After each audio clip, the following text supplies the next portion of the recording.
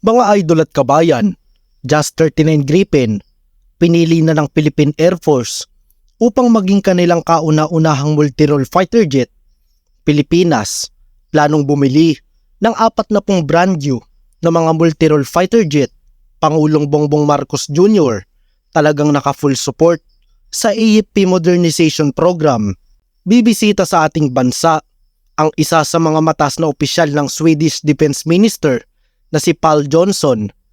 Inaasahang magkikita sila ni Secretary of Defense Guido Teodoro at ang Swedish Defense Minister ng Sweden sa darating na June 5. Nakaplanong bumisita hindi lamang sa Pilipinas si Sweden Defense Minister Pål Jonson, kundi dadaluhan din ng nasabing Defense Minister ang Shangri-La Dialogue International Defense Summit at iba pang mga bilateral meeting na isasagawa sa Singapore, Australia at maging dito sa Pilipinas.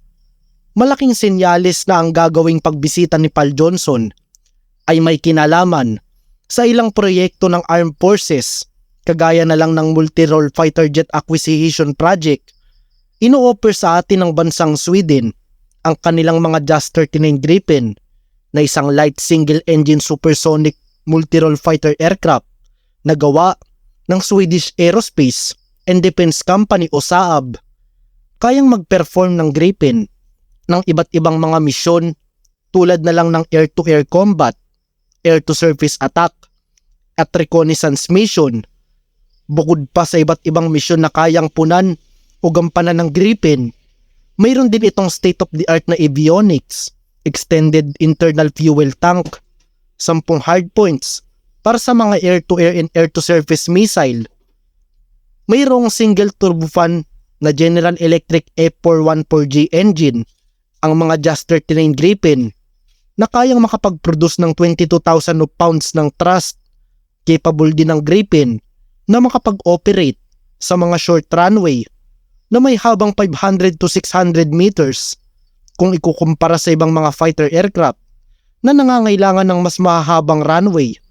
At ang pinaka nagpapabango sa offer ng Sweden ay ang mababang presyo na offer nila para sa atin.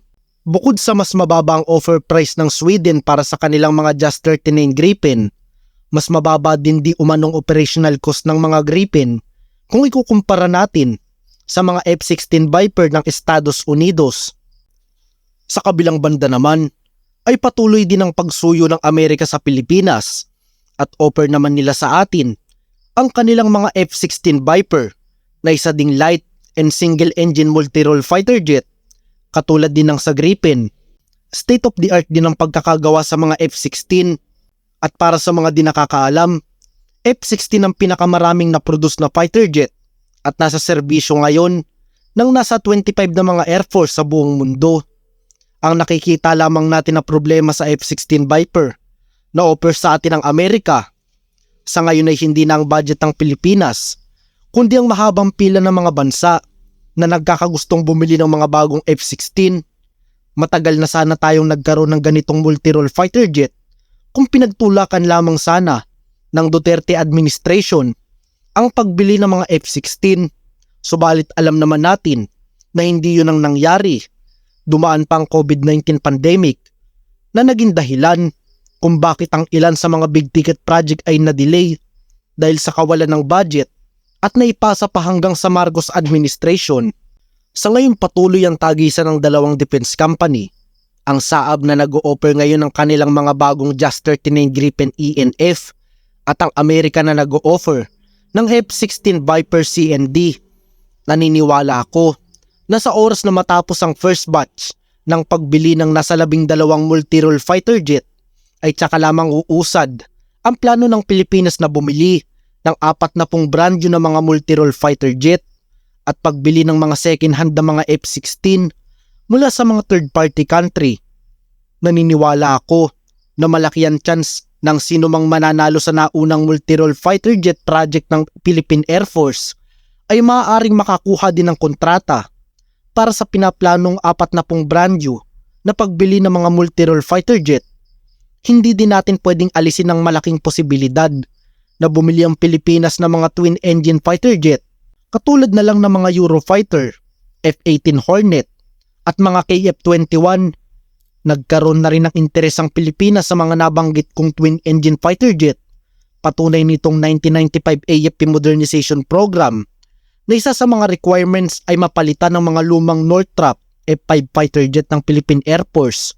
Subalit dahil sa Asia financial crisis noong 1997 ay napurnada ang unang modernization program ng Armed Forces.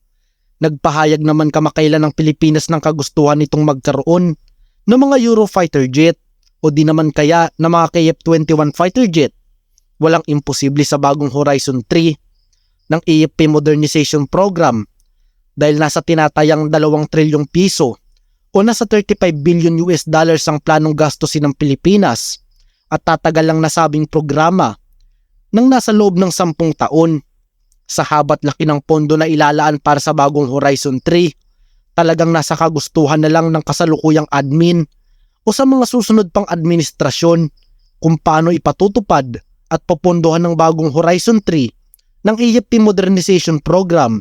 Samantalang balikan natin ang sinasabi natin kanina na bibisita sa ating bansa ang isa sa mga mataas na opisyal ng Sweden.